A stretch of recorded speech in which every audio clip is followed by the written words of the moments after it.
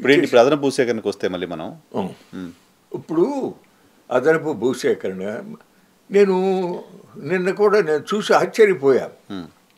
ఈ ప్రపోజల్ కొన్ని నెలలుగా నడుగుతూ ఉంది. దానిపైన అమరావతి రైతులేమో ఇదివరకు భూములు ఇచ్చిన వాళ్ళు, అయ్యా అసలు మేము ఇచ్చిన భూముల్లో అభివృద్ధి జరగకుండానే మళ్ళీ కొత్తగా భూములు అంటారేంటి, అంత భూమిని మళ్ళీ తీసుకుంటే అటు అది జరగదు మాకు మేలు జరగదు కదా అని వాళ్ళు చెప్తూ వచ్చారు. నేను అవునండి. అట్లాగే ఇంకా అనేక మంది రైతు సంఘాల వాళ్ళు, మన మేధావులు కొందరు అందరం కూడా రెండో విడత భూసేకరణ సమంజసం కాదు అని చెప్పాం. దానిపైన బయట మీడియాలో వచ్చింది. ఉప ముఖ్యమంత్రి పవన్ కళ్యాణ్ గారు కూడా వ్యతిరేకించారు. క్యాబినెట్ మీటింగ్లో ఆయన కామెంట్ చేస్తే దాన్ని దృష్టిలో పెట్టుకుని సీఎం గారు హోల్డ్ చేశారు, దాన్ని మానేశాడు అని చెప్పి వచ్చిన న్యూస్. కానీ ఇప్పుడు మళ్ళీ ఇవాళ నిన్న మొన్న వచ్చిన న్యూస్లో అమరావతి రైతులతో మాట్లాడేటప్పుడు ఆయన మళ్ళీ కూడా మీరు అంగీకరించండి, అది లేకపోతే మున్సిపాలిటీగానే మిగిలిపోతుంది, మళ్ళీ రెండో విడత భూసేకరణ చేసి ఆ భూ తీసుకుంటే మహానగరంగా అభివృద్ధి చేయొచ్చు అనే లైన్లో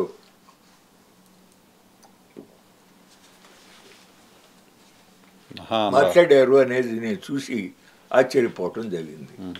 ఇక్కడ ప్రధానంగా విషయం ఏంటంటే నరసింహారావు, ఇప్పుడు అమరావతి రైతులే ఉండి ఈ రాష్ట్ర ప్రజానీకం, ఒక అమరావతి రైతులే కాదు రాష్ట్ర ప్రజానీకం అందరికీ కూడా సంబంధించిన విషయం ఇది.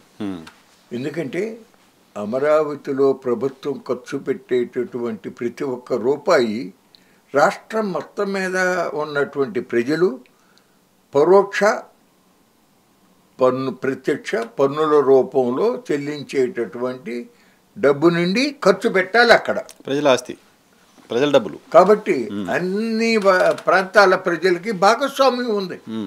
అటువంటి చోట ఇదివరకు తీసుకున్నటువంటి ఆ 33 ప్లస్ ప్రభుత్వంలో ఉన్నటువంటి కొండలు కొద్ది గొప్ప అడవి ఉంది, ఒక 1000 ఎకరాలు 2000 ఎకరాలు ఫారెస్ట్ ఏరియా ఉంది, వాగులు ఇవన్నీ కలిపి వాటర్ బాడీస్ కానీ అన్నీ కలిపి సుమారుగా 54,000 ఎకరాలు ఉందండి.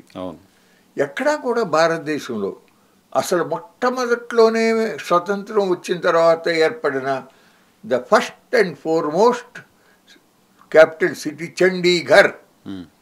ఆ చండీగఢ్ రాజధాని నగరానికి కూడా సుమారుగా 15,000 ఎకరాల కన్నా ఎక్కువ లేదు. ఇటీవల కాలంలో మళ్ళీ తర్వాత నయా రాయ్పూర్ అయ్యి వచ్చినాయి కదా, అది కూడా సుమారుగా అంతే 20,000 ఎకరాలు లోపే. రాయ్పూర్ 1500 ఎకరాల్లో కట్టారు, రాజధాని 1500 ఎకరాల్లో కట్టారు లోపలే.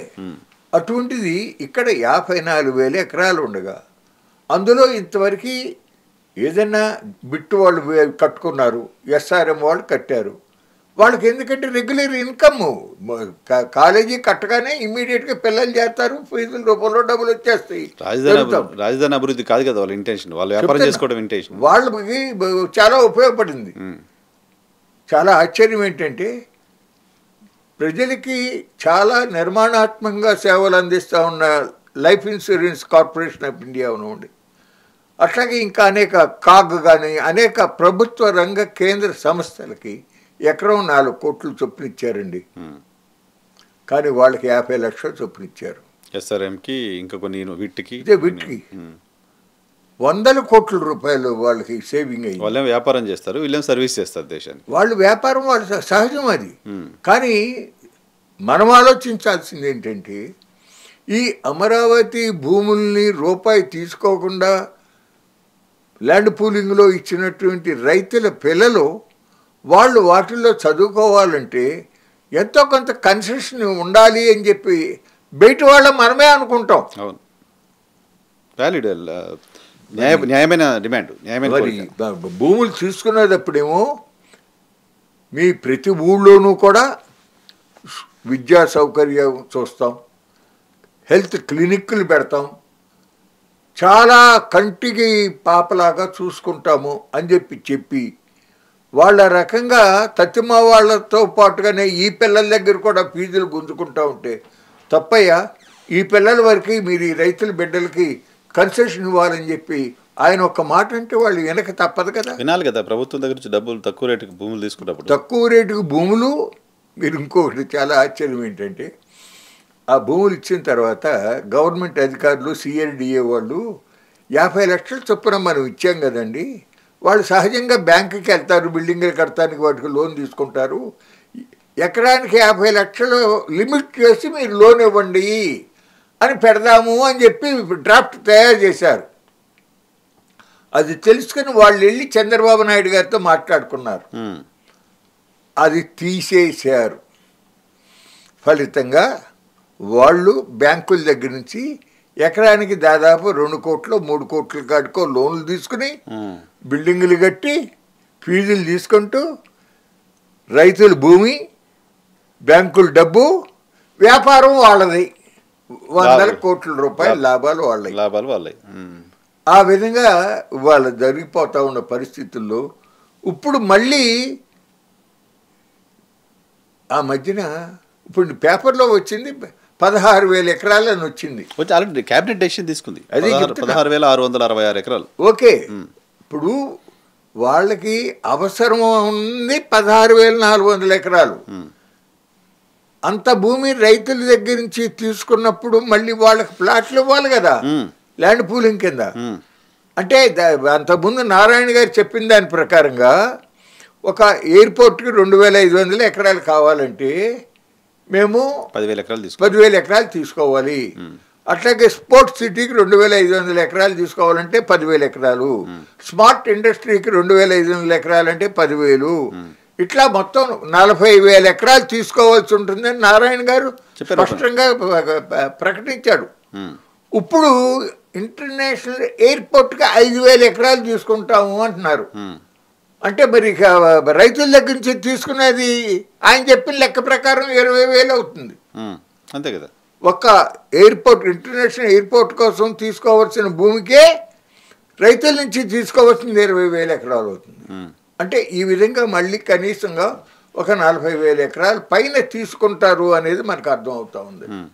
ఇక్కడ సమస్య ఏంటంటే, నేను ముందు నుంచి కూడా గొడవ పెట్టేది ఏంటంటే, మీరు అవసరమైనటువంటి దానికి ఏ మేరకి మనం భూములు తీసుకోవాలి, ఏ పని ముందు చేద్దాం, ఏ పని తర్వాత చేద్దాం అనే దాంట్లో సరైన నిర్ణయాలు జరగటం లేదు.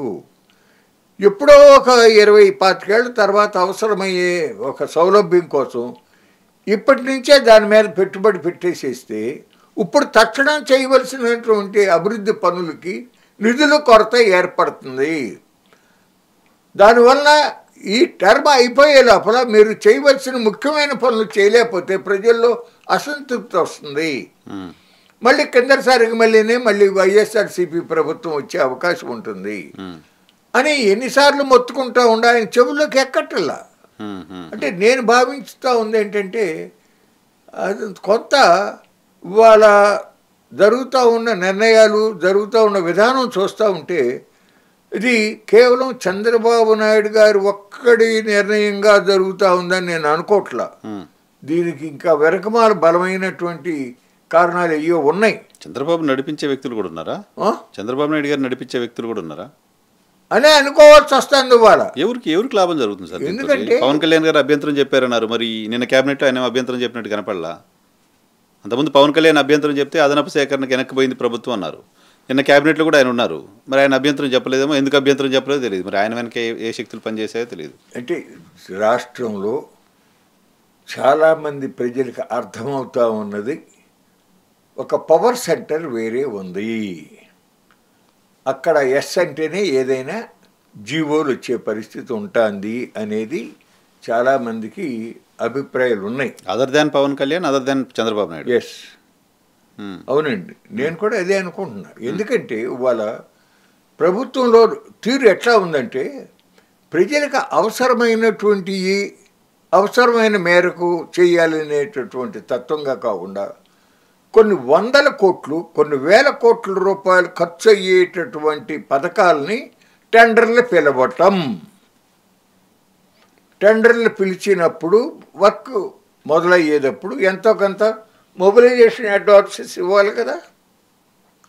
దాని మీద ఉన్నటువంటి శ్రద్ధ, ఆ టెండర్లు పిలవటము, ఆ తర్వాత జరిగే వ్యవహారాల మీద ఉండే ఇంట్రెస్టు సామాన్య ప్రజానీకానికి సంబంధించింది కానీ, రైతాంగానికి సంబంధించింది కానీ, ఇరిగేషన్ ప్రాజెక్టులు పెండింగ్లో నిర్మాణం జరుగుతూ ఉన్న వాటిని పూర్తి చేసే విషయాలు కానీ, రైతాంగానికి సంబంధించి ప్రకృతి వైపరీత్యాలు సంభవించినప్పుడు ఇవ్వాల్సినటువంటి సహకారం కానీ, అట్లాగే మద్దతు ధర కోసం అని చెప్పి ధరల స్థిరీకరణ నిధిని ఉపయోగించి రైతులను ఆదుకోవటం కానీ, చాలా సందర్భాల్లో దానికి ఇట్లా ఇస్తాం, దీనికి ఇట్లా ఇస్తాం, దానికి అట్లా ఇస్తామని అంటమే తప్ప యాక్చువల్ ఇంప్లిమెంటేషన్ జరగటల్లా. కానీ అవసరం లేని దానికి ఉదాహరణ చెప్తాను నేను. ఔటర్ రింగ్ రోడ్ ఉంది. ఔటర్ రింగ్ రోడ్డు ఇవాళ అమరావతిలో 140 మీటర్ల వెడల్పున 190 కిలోమీటర్ల బారున 6 ప్రధానమైన లైన్లు, ఆ 6 తోడు అటుపక్కన 2 ఇటుపక్కన 2 సర్వీస్ రోడ్లు, మొత్తం 10 రోడ్లు ఉండేటటువంటి ప్రాజెక్టుని ఇప్పుడు టెండర్లు పిలుస్తున్నారు. ఊరే లేకుండా ఊరు చుట్టూ రోడ్డు వేస్తున్నాం ఇప్పుడు. ఇవాళ అమరావతిలో 29 గ్రామాలలో ఉన్న ప్రజానీకం సుమారుగా 1,00,000-2 లక్షలు అంతేనండి. అటువంటిది ఇవాళ హైదరాబాద్ ఔటర్ రింగ్ రోడ్ 158 కిలోమీటర్లు. ఆ రోజుల్లో అది కూడా చాలా లెంగ్తీయెస్టే. అది చంద్రబాబు నాయుడు గారి టైంలోనే ప్లాన్ చేసిందే. అప్పటికి 60 లక్షలు ఉంది జనాభా, ఇప్పుడు 1 crore అయిపోయింది అనుకోండి. అమరావతిలో వాళ్ళ అవసరం లేదు. ఎస్, అవసరం ఇంకా ఇప్పుడు వీరు ఊహించినట్టు ఆ మెకెన్సీ వాడో సింగపూర్ వాడో ఎస్టిమేట్ చేసినట్టుగా 2030 నాటికి 25 లక్షల జనాభా అవుతుంది. ఇన్ని లక్షల డాలర్ల జిఎస్డిపి ఉత్పత్తి అవుతుంది అమరావతిలో. ఈ కాకుల లెక్కలన్నీ మెటీరియలైజ్ అయితే అప్పుడు కావాల్సి వస్తుంది. అయితే నేను అనేది ఏంటంటే, ఎప్పుడో 20 ఏళ్ల తర్వాత అవసరం అయ్యేదానికి ఇప్పుడే 7,500 ఎకరాల భూమిని సేకరించి ఔటర్ రింగ్ రోడ్ ఫార్మ్ చేసి అది ఎందుకు ఉపయోగపడకుండా అట్ట పోవటం, ఆ రైతులకి ప్రతి ఏటా వచ్చేటటువంటి ఆదాయం కోల్పోవటం ఎందుకు జరగాలి అంటున్నా. దానికి ఆన్సర్ బాబు గారి దగ్గర లేదు. నాకు ఒక పాయింట్ చెప్పండి సార్. ఇది చెప్పనివ్వండి. ఇప్పుడు మాస్టర్ ప్లాన్ అంటారు. ఆ మాస్టర్ ప్లాన్లో ఆంధ్రప్రదేశ్ ప్రభుత్వం మేము ఫలానా విధంగా ఔటర్ రింగ్ రోడ్డు ప్రతిపాదిస్తున్నాము, భవిష్యత్ కాలంలో ఆ ఔటర్ రింగ్ రోడ్ వేస్తాము, కాబట్టి ఈ గ్రామాలలో ఈ సర్వే నెంబర్లో ఇంత విస్తీర్ణంలో ఇది ఔటర్ రింగ్ రోడ్ వేస్తాము అని చెప్పి ఒక మాస్టర్ ప్లాన్ ప్రకటించితే, ఆ ఏదైతే విస్తీర్ణం డిమార్కేట్ చేశారో దాంట్లో పర్మనెంట్ స్ట్రక్చర్స్ వస్తానికి మున్సిపాలిటీ కానీ, గ్రామ పంచాయతీ కానీ, సిఆర్డిఏ కానీ పర్మిషన్ ఇవ్వదు. అంతే, ఔటర్ రింగ్ రోడ్ అక్కడ వస్తుంది. That land will be reserved. వాళ్ళు నువ్వు పెట్టుబడి పెట్టాల్సిన అవసరం లేదు, రోడ్డు ఏర్పాటు చేయాల్సిన అవసరం లేదు, అట్లా చేసుకోవచ్చు కదా. అదేమీ కాకుండా ఇప్పుడే టెండర్లు పిలవటం కాంట్రాక్టర్లకి లాభం. ఎవరు అదృశ్యశక్తి? కాంట్రాక్టర్ లాభం చేసే అదృశ్యశక్తి ఎవరు? ఎవరు మరి వారు కూడా ఏమన్నా లబ్ధి చేకూరే ఆలోచన ఉందేమో తెలియదు నాకు. నాకు పాయింట్ ఏంటంటే, జగన్మోహన్ రెడ్డి అమరావతిని అభివృద్ధి చేస్తా అన్నారు, అభివృద్ధి చేయలేదు. 3 రాజధానులు అన్నారు, అమరావతి పైన డబ్బులు ఖర్చు పెట్టలేన. చంద్రబాబు నాయుడు గారు అమరావతి మా ఫస్ట్ ప్రయారిటీ, మేము వచ్చిన తర్వాత మొత్తం మార్చేస్తాం, ఎలా ఉంటుందో చూడండి అన్నారు. అధికారంలోకి వచ్చారు. అంతకుముందు చెప్పిన మాట 33,000 ఎకరాలు తీసుకున్నప్పుడు చెప్పిన మాట, ఇది సెల్ఫ్ ఫైనాన్స్ సిటీ. ఈ 33,000 ఎకరాలు మనం డెవలప్ చేస్తే 10,000 ఎకరాలు మనకు ల్యాండ్ బ్యాంక్ మిగులుతుంది. ఈ 10,000 ఎకరాలను అమ్మితే ఆంధ్రప్రదేశ్కి కావాల్సిన అమరావతికి చేసిన అప్పులన్నీ పోతాయి అని చెప్పారు. ఇప్పుడు 33,000 ఎకరాలు చేస్తే మున్సిపాలిటీ అవుతుంది, అది డెవలప్ అవ్వాలంటే ఇంకా అడిషనల్గా భూసేకరణ చేయాలి అని చెప్తున్నారు. ఆ రోజు జగన్మోహన్ రెడ్డి చేసింది చీటింగ్ అయినప్పుడు చంద్రబాబు నాయుడు గారు కూడా అమరావతి రైతులను చీటింగ్ చేసినట్టు కాదా? ఖచ్చితంగా, అనుమానం ఏమి లేదు. అదే నేను బాధపడేది.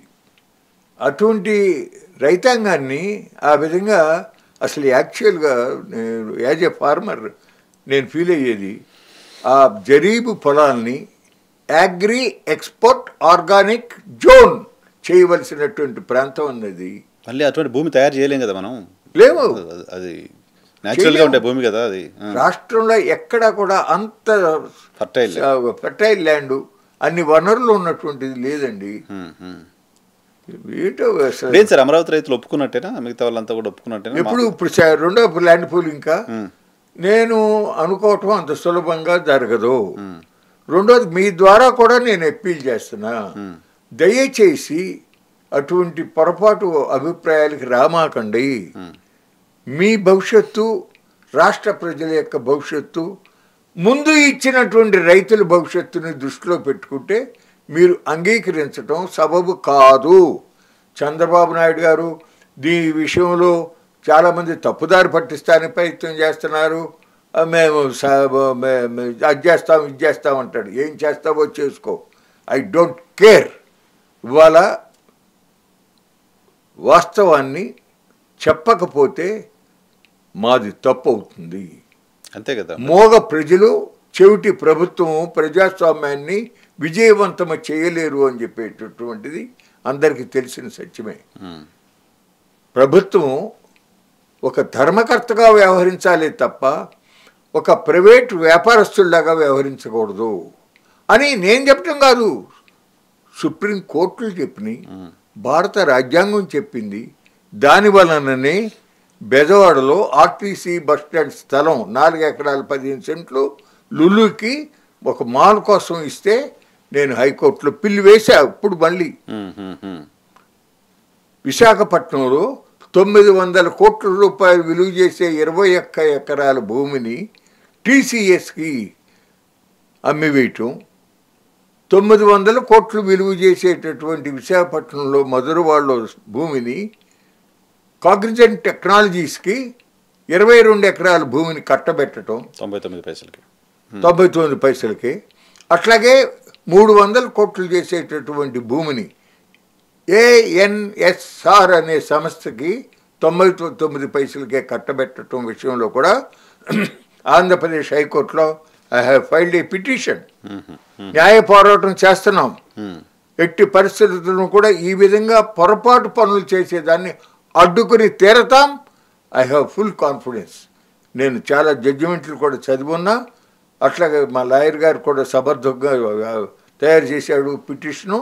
ఖచ్చితంగా రాష్ట్ర ప్రభుత్వం యొక్క ఈ దుందుడుకు నిర్ణయాన్ని వెనక్కి కొట్టగలం అనేటటువంటి నమ్మకం మాకుంది. అమరావతి రైతులు ఆ పరిస్థితుల్లో అమరావతి రైతులు ఏం చేయాలి అప్పుడు? మీరు ఈ పర్టికులర్గా 4 చోట్ల మీరు ఫైట్ చేస్తున్నారు. అమరావతి రైతుల సంగతి ఈరోజు పర్టికులర్గా మనం అమరావతి రైతుల గురించి మాట్లాడుకుంటే అదే చెప్తున్నా.